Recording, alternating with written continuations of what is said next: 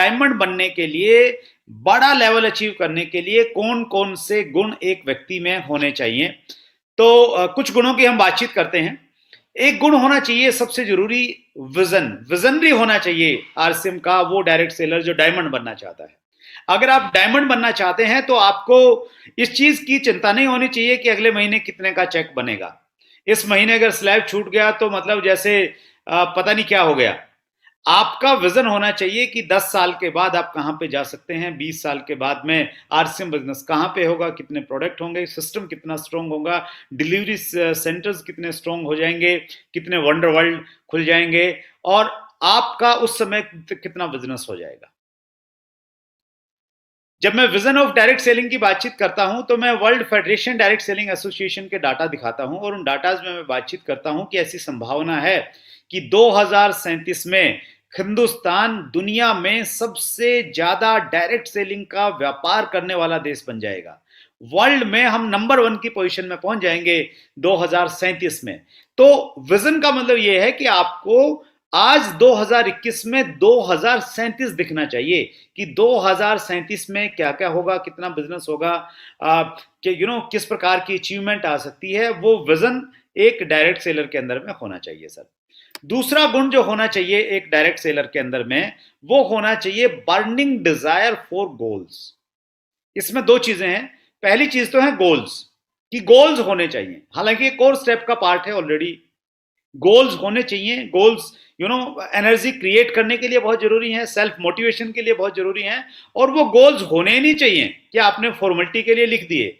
उनको पूरा करने की बर्निंग डिजायर, आग होनी चाहिए, तड़फ होनी चाहिए कि मैंने किसी भी कीमत पे, एट एनी कॉस्ट मैंने इसको अचीव करना है। बर्निंग डिजायर है, एक आग है, एक ऐसा जज्बा है कि जैसे पीछे कोई लगा हुआ है कि जल्दी जल्दी जल्दी जल्दी लेना है, जल्दी लेना है, जल्दी लेना है, जल्दी अचीव करना है, कोर में जल्दी जाना है, पागलपन है। तो वो बर्निंग डिजायर आपकी, आपके गोल्स हो, और गोल को अचीव करने की वो बर्निंग डिजायर होनी चाहिए। क्योंकि ये बिजनेस है ना, मोमेंटम का बिजनेस है। Slow and steady wins the race काम करता है आज भी, नो डाउट। लेकिन डायरेक्ट सेलिंग में अगर आप थोड़ा सा मोमेंटम के साथ में काम करेंगे ना, तो ये बहुत आसान है। तीसरा गुण, बड़े लीडर में क्या होना चाहिए? लर्निंग एटीट्यूड, हमेशा सीखने की इच्छा। हम सबकी अपलाइन आदरणीय मुकेश कोठारी जी कहते हैं कि अगर एक व्यक्ति में सीखने की इच्छा नहीं है, he is not willing to learn. Harvard University का प्रोफेसर भी उसको कुछ नहीं सिखा सकता है अगर सीखने का एटीट्यूड नहीं है तो। और अगर सीखने का एटीट्यूड है, सीखने की इच्छा है, तो नाली में पड़ा हुआ शराबी और एक 5 साल का छोटा सा बच्चा भी आपको बहुत कुछ सिखा सकता है। वो डेवलप करने की जरूरत है। डायरेक्ट सेलिंग में जर्नली ऐसा होता है कि जब हमारा नेटवर्क बनता है, हमारा लेवल आता है, हमारी टीम बनती है, लोग हमें रिस्पेक्ट रिगार्ड करते हैं, गुरुजी कहना लग जाते हैं, सर जी कहने लग जाते हैं, तो कुछ लोगों में थोड़ा ईगो आ जाती है और उनको ये लगता है कि मुझे बहुत कुछ आने लग गया है। ये ज्ञानी बनने का बिजनेस नहीं है सर, ये हमेशा अज्ञानी महसूस करने का बिजनेस है कि मैं अज्ञानी हूं, मुझे कुछ नहीं आता। एक बहुत बड़े दार्शनिक हुए हैं सुकरात, यूनान के। उन्होंने कहा एक बार, बहुत गहराई की बात है, सुनिएगा ध्यान से। सुकरात ने कहा कि पूरे यूनान में मेरे को छोड़ के बाकी सब, पूरे यूनान में मेरे को छोड़ के बाकी सब मूर्ख हैं। पूरे यूनान में मेरे को छोड़ के बाकी सब मूर्ख हैं, क्योंकि सिर्फ मुझे ये पता है कि मुझे कुछ पता नहीं है, क्योंकि मैं ये जानता हूं कि मैं कुछ नहीं जानता। इसीलिए पूरा यूनान मूर्खों का है, क्योंकि वो सारे ये जानते हैं कि मुझे बहुत कुछ आइडिया है, हम बहुत कुछ जानते हैं। तो आपको भी लर्निंग एटीट्यूड डेवलप करने के लिए आपका जो पिन लेवल है, आपका गाड़ी है, आपका घोड़ा है, आपका रुतबा है, आपका बैंक बैलेंस है, उन सब को थोड़ा सा साइड में रख के हर व्यक्ति से सीखने की इच्छा आपके अंदर में होनी चाहिए। यह बहुत बड़ा गुण है। Edmund Hillary, sir Edmund Hillary को हम सब लोग जानते हैं। एडमंड हिलेरी वो पर्सन थे जिन्होंने दुनिया में पहली बार माउंट एवरेस्ट को एक मनुष्य होने के नाते क्लाइम किया, उस पर वो चढ़े, एक प्रकार से विजेता बने। तो एडमंड हिलेरी के बारे में जब हम लोग देखते हैं तो हम पाते हैं कि एडमंड हिलेरी पहले ही प्रयास में सफल नहीं हुए। उन्होंने बहुत सारे प्रयास किए और बहुत बार वो नाकाम लौटे, और जब भी वो लौटते थे माउंट एवरेस्ट की तरफ देख के एक चीज कहते थे, क्या? I will come again and conquer you because as a mountain you can't grow. वो कहते थे आई विल कम अगेन, मैं दोबारा आऊंगा और तुम्हें जीत लूंगा, तुम्हारे ऊपर विजय हासिल करूंगा, क्योंकि आप माउंट होने की वजह से, पहाड़ होने की वजह से, पत्थर होने की वजह से ग्रो नहीं कर सकते हो, but as a human I can. मनुष्य होने के नाते मैं अपनी क्षमताओं को बढ़ा के आऊंगा, मैं तैयारी करके आऊंगा। बहुत गहरी बात है। As a human we can grow, as a human we can grow. बहुत क्षमताएं हैं हमारे अंदर में। विज्ञान ये मानता है कि एक आदमी अपने पूरे जीवन में अपने अक्षमताओं का मुश्किल से 2 से 5% इस्तेमाल कर पाता है। बाकी क्षमताएं हम लोग विकसित नहीं कर पाते, उनका हम लोग इस्तेमाल नहीं कर पाते जो हमारे अंदर मौजूद हैं। दुनिया के महान वैज्ञानिक एल्बर्ट आइंस्टीन ये कहते थे, क्योंकि एल्बर्ट आइंस्टीन के बारे में माना जाता है कि उनका जो दिमाग है ना वो दुनिया में सबसे तेज था। तो एल्बर्ट आइंस्टीन ये कहते थे, मुझे लगता है कि मैंने अपने दिमाग का 20% भी इस्तेमाल नहीं किया है। तो लर्निंग एटीट्यूड हमेशा होना चाहिए। उसके लिए 100 काम अच्छे करते हैं तो वो 100 काम को भूल जाते हैं, और एक काम अप्लाइन से गलती से कोई गलत हो गया तो उस एक काम को हम पकड़े रहते हैं, सारे रिश्ते नाते खत्म कर लेते हैं। बिजनेस नहीं बढ़ रहा, गुस्सा अपलाइन पे हो जाते हैं, फ्रस्ट्रेशन अपलाइन पे निकालते हैं।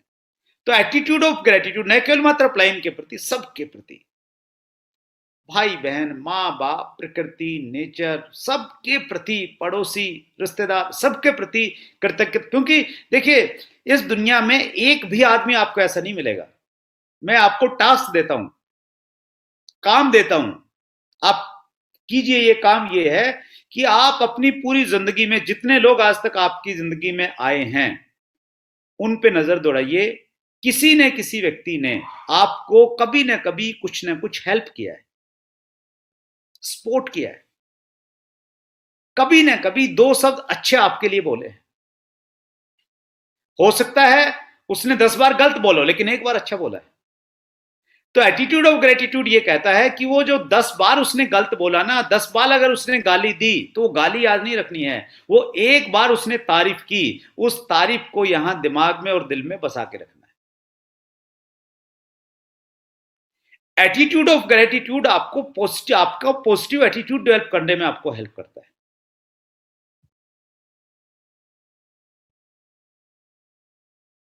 मैं ऐसे बहुत सारे सो कॉल्ड इंटेलिजेंट लोगों को जानता हूं जो हिंदुस्तान की कमियां गिनाते हैं। स्पेशली अगर कोई बाहर रह के आ जाता है ना कुछ दिन, तो वो बोलता है कि नहीं इंडिया में तो ये प्रॉब्लम है, ये प्रॉब्लम है, ये प्रॉब्लम है, ये प्रॉब्लम है, ये प्रॉब्लम है। हिंदुस्तान में कितनी सारी अच्छी चीजें हैं, आप काउंट करेंगे ना तो पेज भर जाएंगे बहुत सारे आपके। मैं कुछ रिसर्च कर रहा था, उस रिसर्च में मैंने पाया कि दुनिया में ऐसे ऐसे देश हैं जहां पे 24 घंटे सूरज ही निकलता है, और ऐसे भी देश हैं जहां पे रात ही रहती है बहुत लंबे समय तक। कुछ देश ऐसे हैं जहां पे सूरज 18 घंटे छिपता है, सिर्फ 6 घंटे निकलता है, 8 घंटे निकलता है। हिंदुस्तान इकलौता ऐसा देश है शायद दुनिया में जहां पे एवरेज 12 घंटे दिन रहता है, 12 घंटे रात रहती है। सभी तरह के मौसम आते हैं, सर्दी भी है, गर्मी भी है, बरसात भी है, वसंत भी है। तो अगर देखें तो इंडिया में इतनी सारी चीजें हैं, हम लोग ग्रेटिट्यूड की फीलिंग रख सकते हैं हिंदुस्तान के प्रति भी। ह्यूमन बिहेवियर के लिए ग्रेटिट्यूड की फीलिंग रखिए, केयरिंग एटीट्यूड रखिए, ख्याल रखिए सभी लोगों का, स्पेशली अपनी डाउन लाइन्स के प्रति बहुत ज्यादा ख्याल रखिएगा। और थोड़ा सा ह्यूमर रखिए, ज्यादा टेंशन में मत रहिए, तनाव में न रहिए, न दूसरों न रहिए, न रहने दीजिए किसी को। तो ये कुछ चीजें अगर आप डेवलप कर लेते हैं तो आप लोगों के साथ में अच्छे से काम कर सकते हैं। चौथा पॉइंट है, जो गुण होना चाहिए वो है sense of human behaviour. Human behaviour का एक सेंस होना चाहिए, एक नॉलेज होनी चाहिए, एक समझ होनी चाहिए कि लोगों के साथ में कैसे व्यवहार करते हैं, क्योंकि लोगों का बिजनेस है। बीइंग ए लीडर आपने हजारों लोगों को लीड करना है, और हजारों लोग एक गांव के नहीं हैं, एक मोहल्ले के नहीं हैं, हिंदुस्तान से अलग अलग हिस्सों से आए हैं, अलग अलग भाषाएं बोलते हैं, अलग अलग धर्मों को संबंध रखते हैं, अलग अलग जातियां हैं, अलग अलग माहौल में परवरिश हुई है सबकी। उन सबको एक साथ में लेके कैसे चलें, उसके लिए आपको कोई रॉकेट साइंस नहीं है, कोई बहुत बड़ा काम नहीं करना है। उसके लिए बस आपको ह्यूमन बिहेवियर की समझ होनी चाहिए। और उसके लिए एक बड़ा आसान सा तरीका मैं ये बताता हूं, जिन चीजों से आपको अच्छा लगता है, अच्छा महसूस होता है, आपको प्रेरणा मिलती है काम करने की, वैसी ही चीजें दूसरे लोगों पे अप्लाई कीजिए। बस आप, सिंपल सी बात है। कुछ किताबें हैं वो पढ़ लीजिए, कुछ ट्रेनिंग्स हैं इसके लिए वो पढ़ लीजिए रिलेशनशिप के ऊपर में। तो इसमें हमें मास्टरी, धीरे धीरे हमें मास्टरी लेनी है। दो तीन चीजें अगर मैं बताऊं ह्यूमन बिहेवियर के बारे में, एक तो आप है ना अपना अपना एक ऐसी आदत डालिए कि आपके अंदर में कृतज्ञता की भावना होनी चाहिए इस दुनिया में हर व्यक्ति के प्रति। एटीट्यूड ऑफ ग्रेटिट्यूड होना चाहिए, सबके प्रति सम्मान हो। पांचवा, वर्किंग एज पर प्रायोरिटी, प्राथमिकता के अनुसार काम करना। काम नहीं करना है, एज पर प्रायोरिटी, प्राथमिकता के अनुसार। सबसे पहले तो प्राथमिकताएं तय होनी चाहिए कि जीवन में मेरे बहुत सारे काम हैं, मैंने अपने परिवार को भी देखना है, मैंने समाज के लिए भी कुछ काम करने हैं, और मेरी अगर नौकरी है तो मैंने नौकरी भी करनी है, और मैंने आरसीएम बिजनेस भी करना है, और मैं एक्सरसाइज भी करना है, अपनी हेल्थ के लिए भी थोड़ा ध्यान रखना है, और इन सारी चीजों में आरसीएम बिजनेस भी करना है। लेकिन आरसीएम बिजनेस मेरी कौन सी प्राथमिकता है? सबसे पहले क्या आएगा?